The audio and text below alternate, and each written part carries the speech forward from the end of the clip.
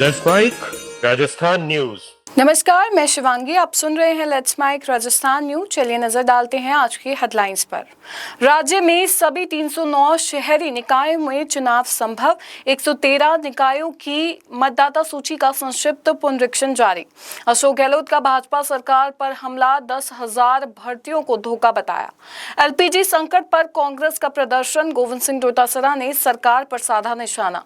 SMS अस्पताल IPD tower अधूरा, गहलोत ने सरकार पर लापरवाही का आरोप लगाते हुए मरीजों की असुविधा पर चिंता जताई। और अब खबरें विस्तार से। प्रदेश में अब सभी 309 शहरी निकायों में चुनाव करवाने का रास्ता साफ हो गया है। राज्य निर्वाचन आयोग के 113 शहरी निकायों की मतदाता सूचियों के संक्षिप्त पुनरीक्षण का कार्यक्रम जारी होने से स्थिति साफ हो गई है। हमारे स्पेशल कॉरेस्पॉन्डेंट रहमतुल्लाह खान के मुताबिक इन निकायों के पुनर्गठन को लेकर कोर्ट में आपत्ति जताई गई थी, जिसके बाद कोर्ट ने निर्णय लिया कि राज्य सरकार पुनर्गठन कर सकती है। इसके बाद राज्य निर्वाचन आयोग ने कार्यक्रम जारी किया। इन 113 निकायों में मतदाता सूचियों का अंतिम प्रकाशन 8 मई को होगा। राजस्थान में सभी 309 निकायों में चुनाव करवाने के लिए अब रास्ता साफ हो गया है। 196 के बाद 113 निकायों का जो कार्यक्रम रुका हुआ था, क्योंकि मामला सुप्रीम कोर्ट में था। एक याचिका लगी थी कि परिसीमन गलत तरीके से हुआ है। उस याचिका पर सुनवाई करते हुए कोर्ट ने फैसला दिया था कि ये पुनर्गठन जो सरकार अपने तरीके से कर सकती है। उसके बाद में 113 निकायों का जो है रास्ता साफ हो गया। ऐसे में राज्य निर्वाचन आयोग ने 24 मार्च को एक कार्यक्रम जारी किया, जिसमें बताया गया कि मतदाता सूचियों का वहाँ 113 निकायों में जो है कार्यक्रम जो जारी किया गया, जिसमें बताया गया है कि 113 निकायों में मतदाता सूचियों का पुनरीक्षण किया जा सकता है, जिसकी अंतिम प्रकाशन की तारीख 8 मई 2026 बताई गई है। इससे पहले 196 निकायों में मतदाता सूचियों का जो है कार्यक्रम चल रहा है, जिसकी अंतिम तारीख 22 अप्रैल 2026 है। यानी 309 निकायों का जो है रास्ता अब पूरी तरीके से साफ हो गया है। ये जो 113 निकायों की पिटीशन इसलिए लगी थी कि हाई कोर्ट ने सभी निकायों में जो परिसीमन सरकार ने किया था उसका रास्ता क्लियर किया था। उसके बाद में एक याचिकाकर्ता ने सुप्रीम कोर्ट में याचिका लगाई थी, जिसमें कहा गया था कि गलत तरीके से परिसीमन हुआ है। उसके बाद में सुप्रीम कोर्ट ने ये निर्णय लिया कि ये जो परिसीमन है वो सरकार अपने तरीके से कर सकती है, ये बताया गया। उसके बाद ये रास्ता पूरी तरीके से क्लियर हो गया। अब 309 सभी निकायों का रास्ता क्लियर हो चुका है। यानी अब 22 अप्रैल 2026 और 8 मई 2026 के बाद 22 अप्रैल के बाद में 196 निकायों का रास्ता जो साफ यानी मतदाता सूचियाँ तैयार हो जाएगी। और 8 मई 2026 को 113 निकायों का जो है मतदाता सूचियाँ तैयार हो जाएगी, यानी सभी तैयार हो जाएगी। उसके बाद में अब बताया ये जा रहा है कि सरकार कभी भी चुनाव की तारीखों का ऐलान कर सकती है उस जो निकायों का जो है मतदाता सूचियों को तैयारी के बाद। लेकिन उसके बाद में काफ़ी अड़चने ये भी है कि ओबीसी आयोग की रिपोर्ट कब आएगी। हाँ, हो सकता है उससे पहले ओबीसी आयोग की रिपोर्ट आएगी कि नहीं आएगी, ये तो अभी देखने वाली बात होगी। इसमें अभी कहना इसमें जल्दबाजी होगा। लेकिन 8 मई के बाद में अगर ओबीसी आयोग की रिपोर्ट आती है तो राज्य निर्वाचन आयोग के पास में पूरा रास्ता क्लियर होगा और उसके बाद में चुनाव का जो कार्यक्रम है वो तारीखों का ऐलान कर सकती है। बहरहाल तब तक के लिए हमें इंतजार करना होगा। पूर्व मुख्यमंत्री अशोक गहलोत ने कहा कि भाजपा सरकार ने युवाओं को भ्रमित करने के लिए शिक्षा विभाग में 10,000 भर्तियों की घोषणा की, लेकिन अब तक ना तो भर्ती निकली और ना ही परीक्षा हुई। गहलोत ने इसे प्रशासनिक लापरवाही और युवाओं के भविष्य के साथ खिलवाड़ करार दिया। उन्होंने सरकार से सवाल किया कि युवाओं का इंतजार कब तक चलेगा और 10,000 नौकरियों का वादा कब पूरा होगा। राजस्थान में एलपीजी गैस की कमी और महंगाई को लेकर कांग्रेस ने राज्य सरकार पर निशाना साधा है।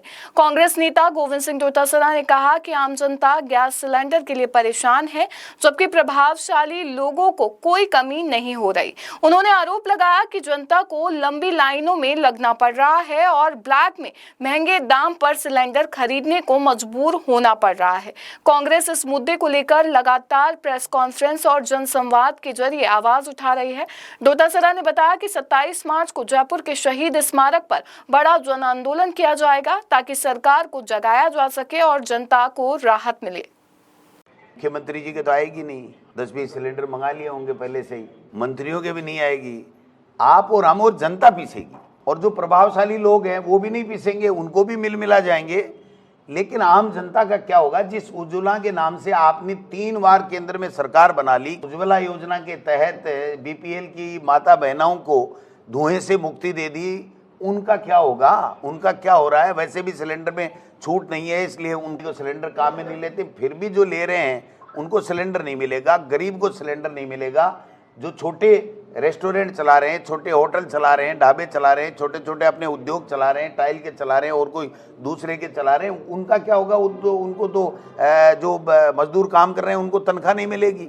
तो पहले भी आपने देखा होगा काफ़ी ऐसे प्राइवेट उद्योग थे जिसमें कर्मचारियों की छटनी कर दी थी, घर भेज दिया था। जिसकी 1 लाख रुपए तनख्वाह होती थी उसको 50,000 में रख लिया, 50,000 की थी उसको 20,000 ऊपर किया, और कितनी छटनी होगी। ये स्थितियां तो दोबारा आने वाली है। स्थिति के अंदर हम लोग कांग्रेस पार्टी ब्लॉक स्तर के ऊपर, जिला स्तर के ऊपर, हमारे प्रदेश कांग्रेस कमेटी में हमने जो पीसी करके इस मुद्दे को उठाया है। अब हम 27 तारीख को बड़ा आंदोलन शहीद स्मारक के ऊपर करने जा रहे हैं, जिससे इस डबल इंजन की सरकार की आंख खुले और जनता की परेशानियां कम हों, उसके लिए हम लोग आंदोलन कर रहे हैं। आज हमने हमारे जितने भी प्रकोष्ठ डिपार्टमेंट हैं उनके जो चेयरपर्सन हैं, चेयरमैन हैं, उनको बुलाया है। प्रदेश कांग्रेस कमेटी के तमाम लोगों से, जिलाध्यक्षों से हम लोग बात कर रहे हैं। पूर्व मुख्यमंत्री अशोक गहलोत ने कहा कि एसएमएस अस्पताल का 1200 बेड वाला आईपीडी टावर जो हजारों मरीजों को राहत देने वाला था, आज भाजपा सरकार की लापरवाही का शिकार है। गहलोत ने इसे इंतजार शासित चैप्टर 2 करार देते हुए कहा कि टावर में नई मंजिल तक नहीं बनी और लागत 400 करोड़ से बढ़कर 764 करोड़ हो गई। उन्होंने सरकार पर निशाना साधते हुए कहा कि मरीजों के जीवन से समझौता हो रहा है और जनता को भारी असुविधा झेलनी पड़ रही है। उन्होंने पूछा, क्या कांग्रेस सरकार की परियोजना होने की सजा जनता को भुगतनी पड़ेगी और कब तक इंतजार करना पड़ेगा? भीलवाड़ा में नगर निगम की टीम ने ज्योति नगर में 5 करोड़ से अधिक मूल्य की जमीन को अवैध अतिक्रमण से मुक्त कराया। जेएन रामकरण शर्मा के नेतृत्व में निगम ने 8 से 10 प्लाट में अवैध निर्माण हटाया। सीएसआर संजय खोकर ने चेतावनी दी कि शहर में किसी भी जगह निगम की जमीन पर अतिक्रमण किया गया तो उसे हटाने की कार्रवाई जारी रहेगी। आयुक्त हेमाराम चौधरी ने दिशा निर्देश देते हुए कहा कि ये कार्यवाही लगातार जारी रहेगी। वार्ड नंबर 53 ज्योति नगर में आए हैं आज हम लोग, और यहाँ कमिश्नर साहब के आदेश अनुसार कुछ जो प्लॉट पे अवैध कब्जे कर रखे थे, काफ़ी दिनों से शिकायत आ रही थी, उसको आज चिन्हित करके प्रॉपर मार्किंग करके जैन साहब के आदेश अनुसार हम लोग फिर भी ये काम कर रहे हैं।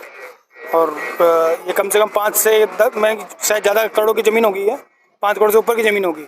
आगे तो और भी कार्रवाई है, कुछ प्लॉट पीछे भी है, इनके ऊपर सतत कार्रवाई चली रहेगी। और सभी लोगों से मेरा ये निवेदन है कि जो अवैध कब्जा कर रहे हैं या अतिक्रमण कर रहे हैं उससे अपने सर से हटा देवे। ज्योति नगर मेन में काफ़ी समय से इसकी शिकायत प्राप्त हो रही थी अतिक्रमण की, जिसको पहले भी इसको चिन्हित हो रखा है और इसको जो आज हटाया जा रहा है। इसमें 6 प्लॉट है, 8-10 प्लॉट है जिसमें जो कब्जा कर रखा है लोगों। श्रीगंगानगर के राय सिंह नगर में पुलिस ने कार्रवाई करते हुए प्रियंका राठी को 5.94 ग्राम हेरोइन सहित गिरफ्तार किया। आरोपी के खिलाफ एनडीपीएस एक्ट में मामला दर्ज किया गया है। पुलिस ने आशीष राठी व सिमरन राठी के घर पर सर्च अभियान शुरू किया है। कार्रवाई में थानाधिकारी सहित पुलिस टीम शामिल रही। मैं शिवांगी, लेट्स माइक स्टूडियो से जुड़े रहिए हमारे साथ। राजस्थान न्यूज में रोज शाम 4 बजे नॉन स्टॉप न्यूज को रेडियो पे सुनने के लिए डाउनलोड करें लेट्स माइक ऐप। नमस्कार। आप सुन रहे थे let's mike more than radio. Follow कीजिए हमें हमारे सोशल मीडिया प्लेटफॉर्म्स पर। It's time for news. It's time for more than radio. Presenting the first radio news app, Let's Mic. Let's Mic, a news-based app on your phone where you get to watch and listen news, talk shows, interviews, radio show podcasts. On Let's Mic, you get all relevant information of TV, print, radio, podcast, and digital. Let's Mic talks about every segment of life.